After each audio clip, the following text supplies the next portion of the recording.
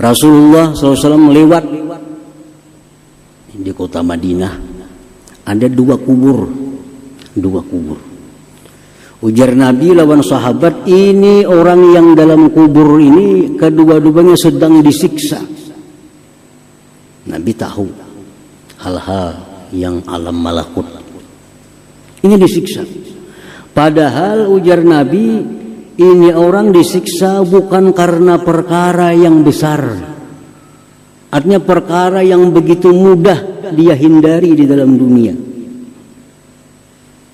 Satu ini ujar Nabi,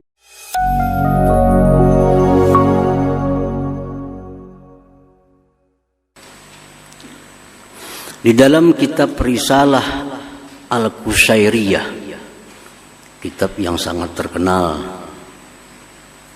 disebutkan wakila inna majusiyan istadhafa Ibrahim al-Khalil alaihi salam faqala lahu in aslamta adabtuk faqala al-majusi idza aslamtu fa ayyu minnah takunu laka alayya famarra al-majusi fa awha Allah ila Ibrahim ya Ibrahim lam tut'imhu illa bitaghyirihi dinah nahnu mundu 70 sanah nut'imuhu ala kufrih falau adaftahu laylatan madza alaik famarra Ibrahim alaihi salam khalfal majusi wa adafahu faqala lahu al majusi ayu shay'in kana as-sabab alladhi badalak fadzakara lahu dhalik faqala al majusi ahakadha yu'amiluni thumma qala a'rid alayya al-islam fa aslam. Ada seorang majusi sudah tua, berumur 70 tahun, datang kepada Nabi Ibrahim alaihi salam minta makan. Mungkin kelaparan si majusi ini, penyembah api, datang kepada Nabi Ibrahim minta makan.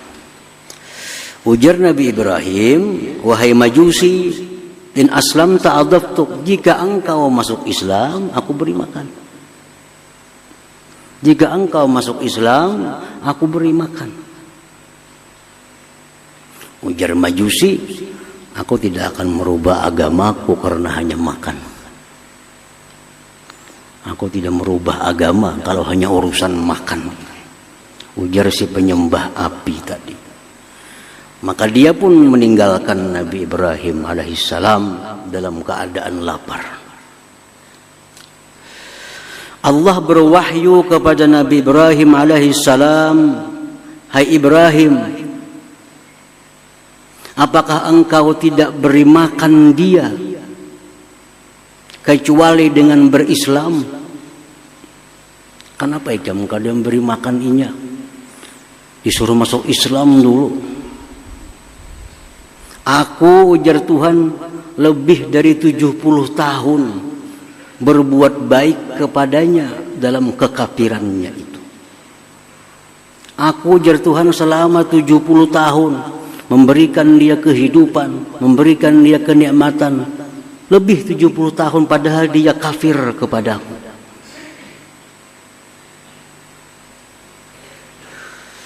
Andai kata engkau beri makan dia, tidak jadi persoalan bagi engkau, wahai Ibrahim.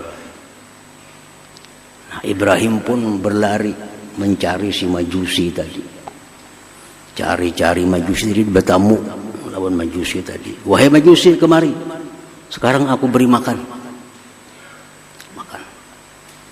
Makan majusi.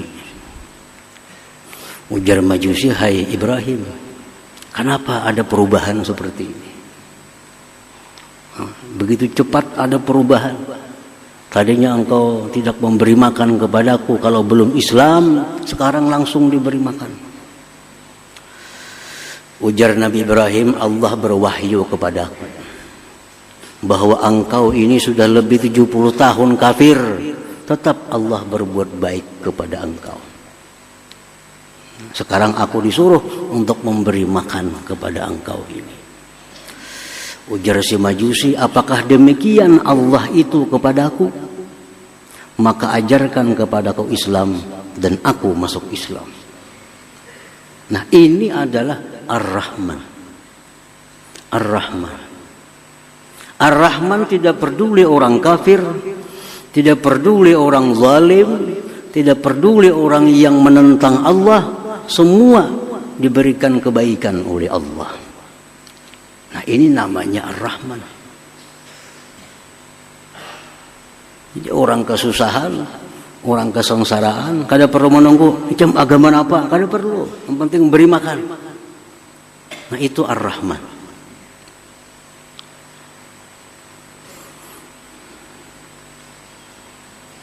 Nah, ini disebut di dalam kitab Risalah Al-Qusyairiyah. Bagaimana Ar-Rahman itu. Jadi orang yang Tuhan yang bernama Ar-Rahman itu demikianlah kebaikannya. Artinya pengasih, tidak pilih kasih. Tidak pilih kasih. Para muhibbin rahimakumullah. Ar-Rahman, Allah yang bernama Ar-Rahman mengasihkan nikmat-nikmat yang besar yang mana tidak bisa dilakukan oleh seorang hamba juga pun. Disebutkan dalam kitab Mafatihul Ghaib yang dikarang oleh Al-Imam Al-Fakhrur Razi. Hukiya an Ibrahim bin Adham annahu qala kuntu dhaifan li ba'dil qaum faqaddama al-ma'idah fanazala ghurabun wa salaba raghifa fattaba'tuhu ta'ajjuba fanazala fi ba'dit talal wa idza huwa birajulin muqayyad masdudil yadain fa'alqal ghurab dzalika ar-raghib ala wajhi. Ibrahim bin Adham, salah seorang yang dikenal waliullah dari Persia yang wafat tahun 162 Hijriah. Beliau berkisah, aku bertamu ke suatu kampung. Dihidangkan kepadaku beberapa potong roti. Tiba-tiba datang burung gagak menyambar roti, satu potong dari roti itu. Habis sambarnya terbang lagi burung gagak. Ujar Ibrahim bin Adham, aku merasa takjub. Ada apa burung gagak? Aku ikuti burung gagak itu. Sekalinya burung gagak itu turun di suatu semak-semak. Turun di sana. Aku datangi ke sana. Sekalinya di sana ada manusia yang terpasung, yang terikat kedua tangannya. Burung gagak itu yang memberi makan kepada manusia itu. Nah, yang demikian ini adalah diatur, dirancang oleh Tuhan yang namanya Ar-Rahman. Siapa yang bisa menyelamatkan manusia di tengah hutan? Seorang pun tidak ada yang tahu.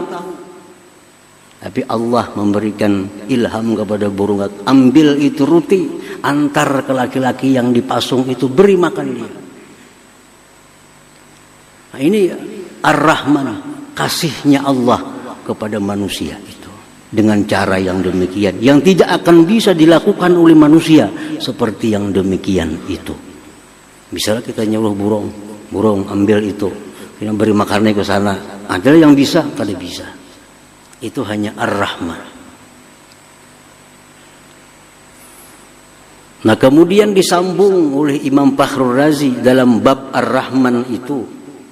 Apa yang dikisahkan oleh Zunnun al-Misri, salah seorang yang dikenal waliullah di Mesir, yang wafat pada tahun 179 Hijriah. Ujar Zunnun al-Misri, aku berjalan ke sungai Nil.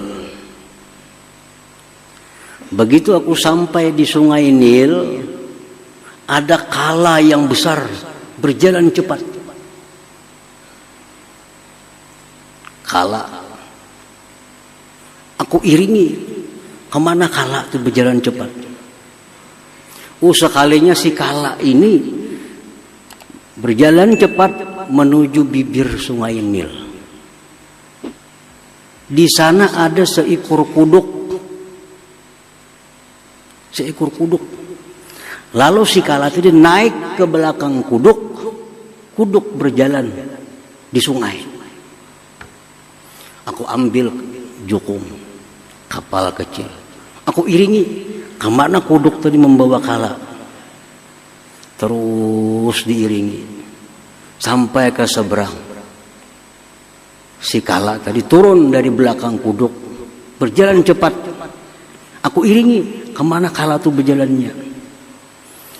Ternyata sampai ke sebuah pohon besar. Di sana ada manusia, seorang laki-laki yang sedang tidur.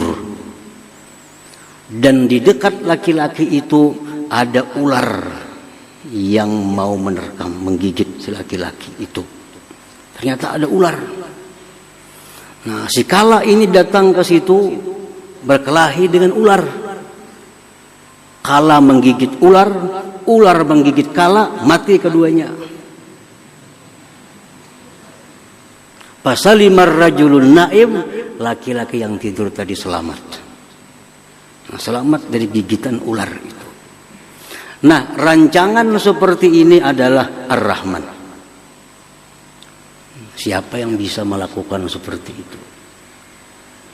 Ar-Rahman, luar biasa. Nah, jadi Ar-Rahman itu artinya yang memberikan kasih yang tidak bisa dilakukan oleh seorang hamba juga pun.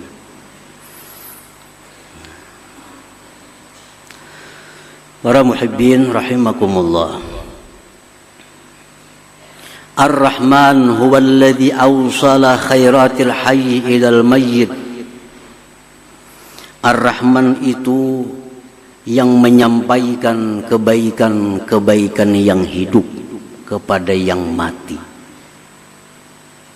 Orang yang sudah mati masuk kubur, disiksa dalam kubur oleh karena doa atau harapan yang hidup dalam kubur itu diringankan azabnya atau diangkat azabnya.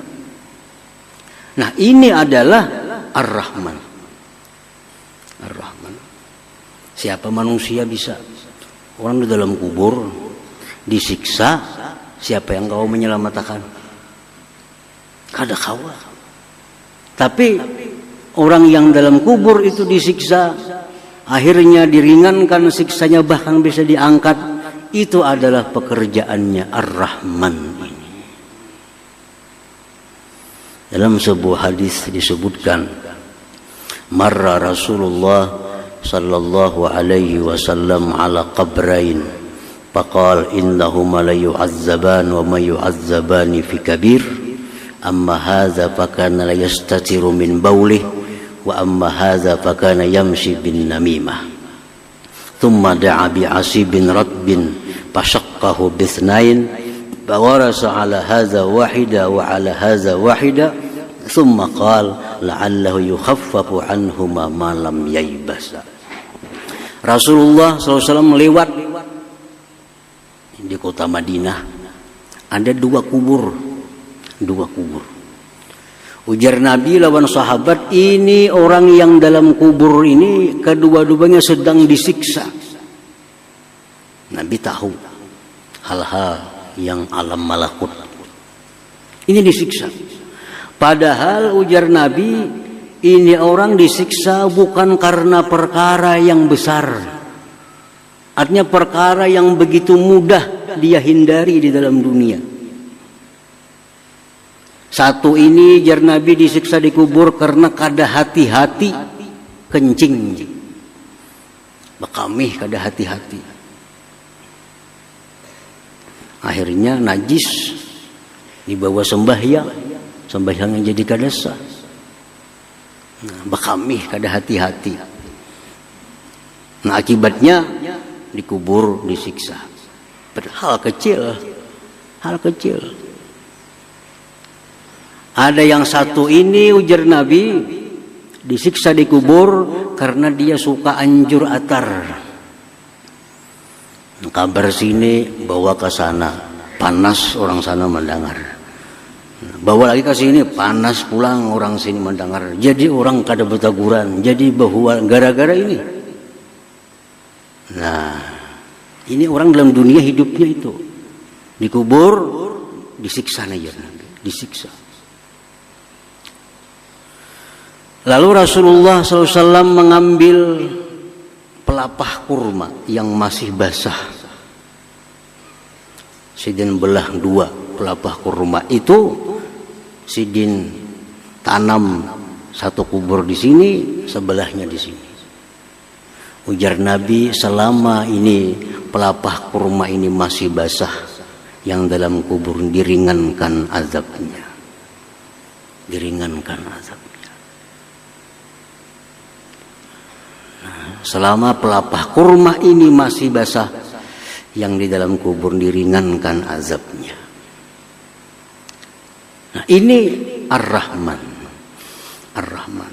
Ar-Rahman adalah Tuhan yang meringankan azab-azab orang yang dalam kubur karena kebaikan-kebaikan orang yang hidup di alam dunia ini.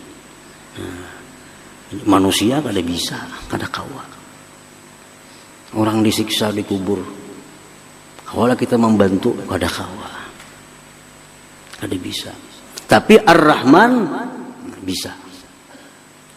Orang yang sedang diazab di dalam kubur, anaknya berdoa, Allahumma ghfirli wali walidayya, ya Allah ampuni dosaku, dosa orang tuaku. Ya Allah bangkitkan dia, azab, hilangkan azabnya dalam kubur. Ini anak yang saleh berdoa kepada Allah, Allah kabulkan doanya. Akhirnya ibu bapaknya dalam kubur yang disiksa jadi diringankan siksanya atau diangkat siksanya. Inilah Ar-Rahman itu. Nah, para muhibbin rahimakumullah. Nah, jadi sesudah kita tahu bahwa Ar-Rahman itu sedemikian rupa yang tidak bisa dilakukan oleh manusia siapa jua pun. Al-Mun'im bijalailin ni'am. Ar-Rahman itu adalah yang mengasihkan nikmat yang besar yang tidak bisa dilakukan oleh hambanya. Nah, itu Ar-Rahman artinya. Nah, bila sudah kita yakin demikian artinya Ar-Rahman, nah kita beriman bahwa Ar-Rahman itu demikian artinya, keimanan kita itu akan membuahkan beberapa akhlak di dalam diri kita ini. Nah, kita sudah tahu Ar-Rahman macam itu. Nah, kita beriman, kita percaya bahwa api itu panas. Karena kita beriman itu timbul kelakuan kita menjauh dari api. Kenapa menjauh dari api? Karena kita beriman api itu panas, bisa membakar. Nah, itu buah keimanannya kita menjauh dari api. Itu buah keimanan. Nah, kalau kita beriman kepada Ar-Rahman bahwa dia mengasihkan nikmat-nikmat yang besar yang tidak bisa dilakukan oleh hambanya, kita beriman itu akan membuahkan beberapa akhlak mulia di dalam diri kita. Imam Al-Ghazali rahimahullah mengatakan, apa buahnya? Ayyarhama ibadallah al-ghafilin fayasrifuhum an tariqil ghaflah ila Allah azza wa jalla bil wa'zi wan nushi bi tariqil lutfi dunal unf wa ay yanzura ila al-usad bi 'ainir rahmah la bi 'ainil izra wa ay yakuna kullu ma'siyatin tajri fil alam ka musibatin lahu bi nafsihi fala ya'lu bi izalatiha bi qadri wus'ihi rahmatan lidzalikal 'asi ay yata'arrada li sakhatillah wa yastahiqqal bu'da min jiwari. Orang yang beriman kepada Ar-Rahman, satu, dia akan menyayangi hamba-hamba Allah yang lalai kepada Allah. Dia akan sayang kepada hamba-hamba Allah yang meninggalkan Allah, yang menentang Allah. Dia sayang. Dia arahkan mereka itu ke jalan Allah dengan nasihat yang lemah lembut.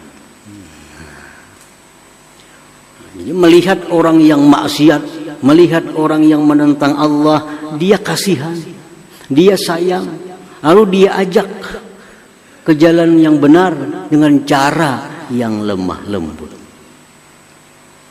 Pertama itu. Yang kedua, dia memandang kepada orang yang maksiat itu dengan pandangan kasih sayang, bukan pandangan menghinakan. Melihat orang maksiat itu kasihan. Kasihan. Bukan murka. Bukan menghinakan. Yang ketiga, bahwa adalah tiap-tiap maksiat yang terjadi, yang dia lihat itu adalah musibah pada dirinya sendiri. Setiap dia melihat ada orang maksiat, dia menganggap itu musibah bagi diriku. Maka dia berusaha untuk menghilangkannya dengan sekedar kemampuannya, karena sayang kepada orang yang maksiat itu. Para muhibbin rahimakumullah. Jadi orang yang sudah mengenali Ar-Rahman, sudah beriman kepada makna-makna Ar-Rahman, dia akan selalu mengajak orang-orang yang maksiat untuk ke jalan Allah dengan lemah lembut. Dan memandang mereka dengan pandangan kasih sayang. Dan lagi menganggap bahwa maksiat yang dilakukan inya itu adalah musibah bagi diriku. Nah, para muhibbin rahimakumullah. Beberapa contoh Rasulullah SAW sebagai nabi yang sangat beriman kepada Ar-Rahman itu. Disebutkan dalam sebuah hadis an Abi Umamah radhiyallahu anhu qala inna syabban ata an-nabiyya sallallahu alaihi wasallam faqala ya Rasulullah i'dhan li bizina fa aqbala al-qaum alayhi fazajaru wa qalu mah qalat nuh padana minhu qariban faqala fajalasa qala atuhibbu li ummik qala la wallah ja'alani Allah bidak qala walan nas yuhibbuna ka ummahatihim li ummahatihim qala atuhibbuhu li ibnatik qala la wallah ya Rasulullah ja'alani Allah fidak qala walan nas yuhibbuna li banatihim ila akhir hadis. Rasulullah SAW waktu berkumpul dengan sahabat, tiba-tiba datang seorang pemuda. Pemuda ini berkata, ya Rasulullah i'zan li bizzina. Wahai Rasul, izinkan ulun untuk melakukan zina. Sahabat takjub, siapa ini? Ada anak memukul, ada yang marah. Di hadapan Rasulullah, minta izin hendak minta bulihakan bezina. Apa ujar Nabi? Beparak sini kan. Beparak sini. Beparak si laki-laki tadi. Ujar Nabi, ikam hakunlah, ikam maulah mama ikam tu dizinahi orang. Kada wahai Rasulullah, kada hakun mau dizinahi orang.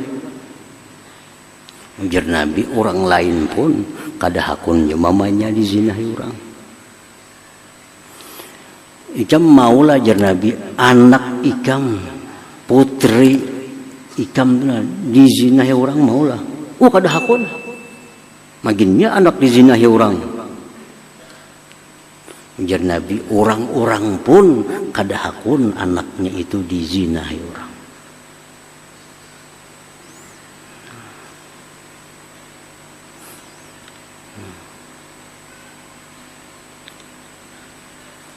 Ikam jar Nabi hakunlah, acil ikam, ading abah ikam, ading mama ikam dizinahi orang. Kada hakun wahai Rasulullah.